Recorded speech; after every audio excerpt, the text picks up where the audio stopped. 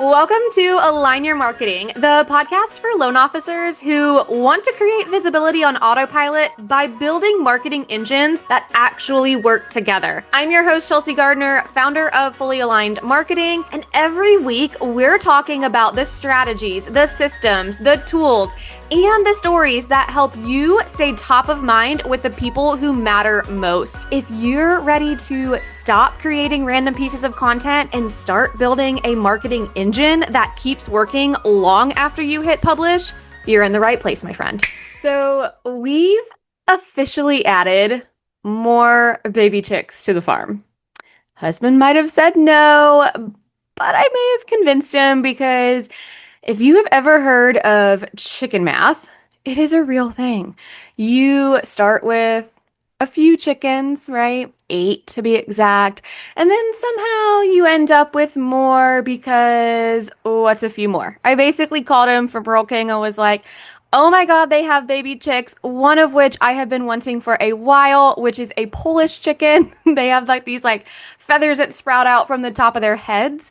And I had a hen that had gone broody, which basically means she is sitting on eggs every day. She is trying, and I keep taking them from her and I keep messing up her bed, but she continues to sit on the eggs for weeks and is absolutely determined to become a mama. Even if the eggs are not fertilized or anything like that, she still sits on them. And so I basically called my husband from Rural King and was like, I need these chickens. And you know what? He's like, we don't need any more responsibilities. But I'm like, hey, I already feed the chickens that are out there. What is the difference between 8 chickens, 12 chickens, 20 chickens? There's no difference, right?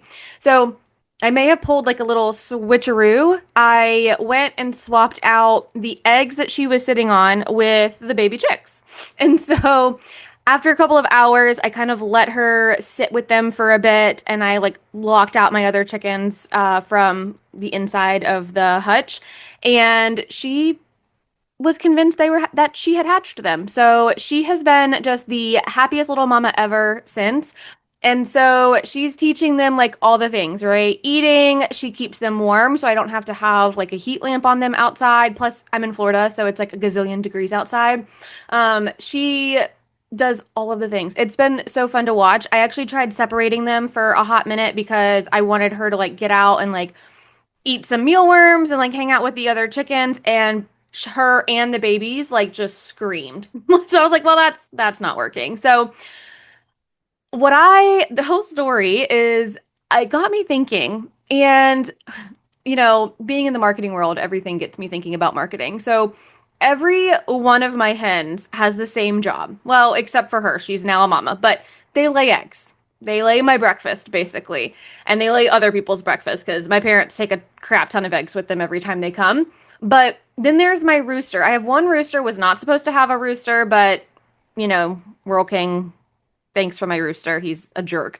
But his job isn't to lay eggs. His job is to protect the hens, to protect the flock. He watches for predators, aka me, and pecks at my shoes every time I walk in. He is also, side note, my Silky, which is 2 pounds compared, all of my hens weigh 3 times as much as he does. He just happened to be the rooster of the bunch, and he weighs literally 2 pounds and is all fur because he's a Silky. If you don't know what a Silky is, go look it up.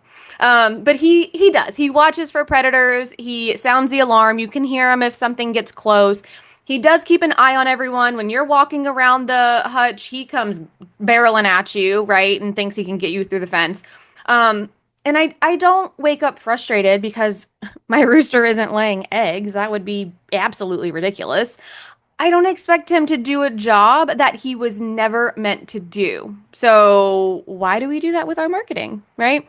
So I think one of the biggest mistakes that I see loan officers make is expecting one marketing platform to do every single job, right? So I've been posting on Instagram every single day, but it's not bringing me referrals. I sent out emails, but I'm not getting new leads. I ran meta ads, but I thought that'd solve all of my marketing problems, bringing me leads and referrals and all of the things. The problem usually isn't the platform itself. The problem is your expectation of that platform. Every piece of your marketing has a different purpose. I want you to think about it like this, okay? Social media, right? So social media includes, all of our platforms and even within social media, which I'll get into in a later episode, but even within social media, every platform has every platform within social media, LinkedIn, Instagram, Google, Facebook, right? All of them have different jobs within those platforms. But if we look at social media as a whole, its job is familiarity. It's the reminder that you're still here, that you're staying visible, that you are staying top of mind, right? It is the part where you showcase your expertise, where you build that know, like, and trust. Again, that's where familiarity comes from, where they feel like they already know you because they're getting to know you through what you're posting on social media.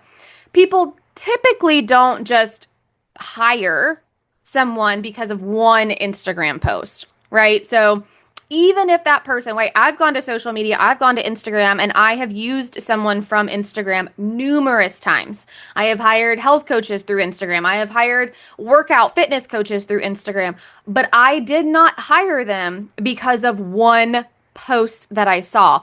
That one post might have brought me to their page, but then I binged their content or I followed them and watched them for a while before I purchased. I remember those people because they showed up consistently, right? People remember the person they see consistently. All right. So that's your social media platform. Your podcast. The podcast builds trust. Again, I talked about this in the last episode. Hopefully, after you listen to me for a little while and you hear about my antics, about my chickens and everything else, I build your trust.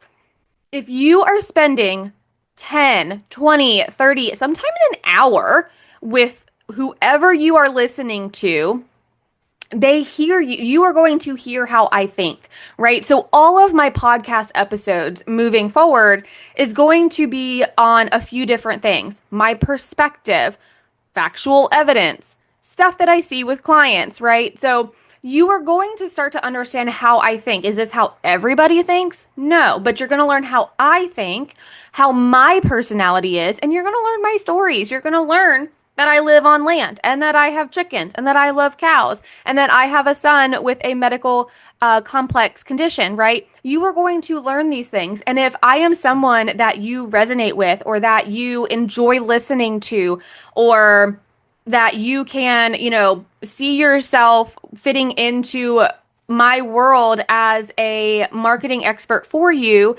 my podcast did its job. It is to build that trust with you. That is a completely different experience than scrolling past a reel to build familiarity. Okay. And then you've got YouTube. YouTube is more going to be on the discovery side, possible educational content, right? Maybe some how-to videos, or you walking through a client journey, or you explaining the process of getting to qualification, right? What is pre-qual? All those things can become a YouTube discovery platform.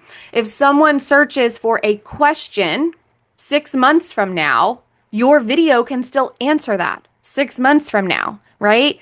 And you may meet people who never knew you existed because you put a video on YouTube that is an evergreen answer to a question that somebody searches on Google. Okay. So YouTube, the goal of YouTube is discovery, right? It is education and it is discovery.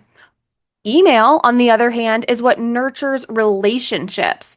Most of the time, people in your email came to you through some form of content, right? So whether maybe you gave them a free first-time homebuyer guide and they opted into it, right? But they came to you through that opt-in guide from something else. Maybe, or they came to your email from that opt-in guide, which was posted on something else, right? Maybe it is obviously your past client. Maybe it's your realtors. Maybe it's referral partners, your database, right? Your sphere of influence, pre-approved and lookings, maybe people that you've spoken to in the past that haven't moved forward yet.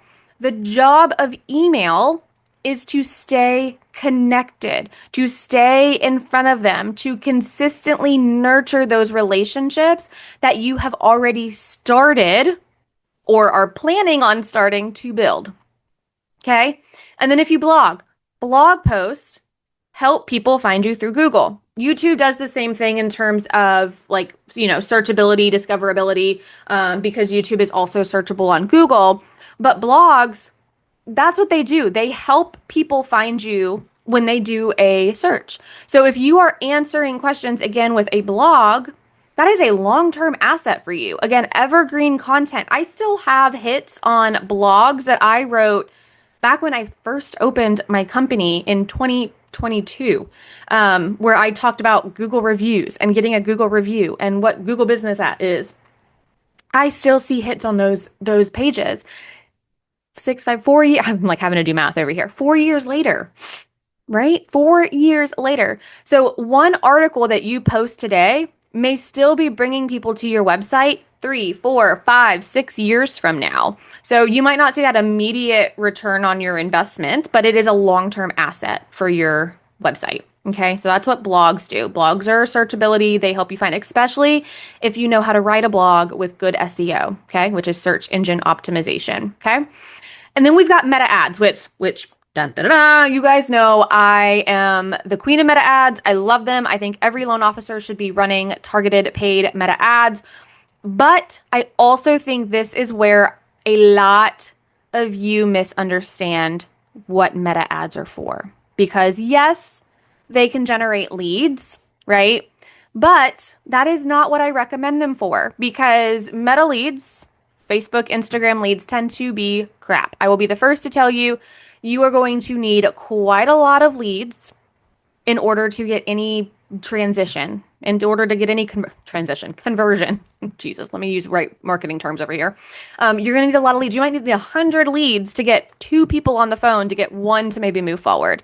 And if you do not have a strong ass follow up on the back end, well, then my friend, your leads are going to go down the toilet. Okay. So we are not fond of just running some random meta ads to try to generate leads. There are other better ways to do that than running meta ads for leads.